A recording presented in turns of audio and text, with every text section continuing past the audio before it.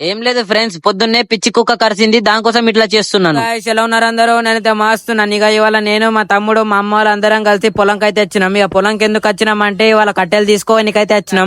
వచ్చిన వెదర్ అయితే చేంజ్ అయింది. అప్పుడే దొరికిందే ఛాన్స్ అని వీడియోలు అయితే స్టార్ట్ చేసినాను. అప్పుడే దగ్గర ఎవరు లేకుండానే బండిని స్టార్ట్ చేసిన, పొలంలో ఎట్లా పడితే అట్లా దింపినాను. బండిని మొత్తం ఆగం చేసిన. ఇప్పుడే వర్షం అయితే స్టార్ట్ అయింది. ఇక అదే వర్షంలో నేను కూడా తడిచిన, నా ఫోన్ కూడా తడిచింది. కానీ ఎట్లా నొక్కిరు ఆ వీడియో అయితే తీసుకున్నాను. వర్షం తగ్గినాక చల్లటి గాలి వస్తుంది, నా చల్లటి పైకి తలుగుతే ఆ ఫీలింగ్ ఏ వేరే ఉన్నది. తర్వాత సీదా ఇంటికి అయితే వచ్చేసినాను. ఇక ఇంటికి వచ్చేసినాక మంచిగా ఫ్రెష్ అయినాను. ఫ్రెష్ అయ్యి కింద నా బండికి చూస్తే పాపం అనిపించింది. ఎందుకంటే బురదలా బొర్రి మొత్తం గలీజ్ అయిపోయింది. మరి అది బొర్రలేదు, నేనే బొర్రిపించిన దానికి. దాని తర్వాత చల్లటి గాలిలా వేడి వేడి చాయ్ తాగిన. మళ్ళీ బయటికి వెళ్ళి ఇప్పటిదాకా తిరిగింది చాలని నా బండికి అయితే ఒక 100 రూపాయలు పెట్రోల్ ఒప్పించిన. ఖుష్ అయిపోయింది నా బండి. అడికి వెళ్ళి కర్రీ పాయింట్ కి అయితే వచ్చేసినాను. కర్రీ పాయింట్ కి వచ్చేసినాక సోప్ అయితే కనబడ్డది, అదైతే తినేసినాను. ఏడిపోయిన బుక్ ఏదైతే ఇడిసబెట్టాం మనం. తర్వాత మన కర్రీ అయితే వచ్చేసింది. కర్రీ వచ్చేసినాక సీదా ఇంటికి వచ్చేసి సాంబార్ పప్పు కలుపుకొని తింటే ఆ ఫీలింగ్ వేరే ఉన్నది. మరి అన్ని బ్లాగుల కోసం ఫాలో అయితే చేసుకోండి.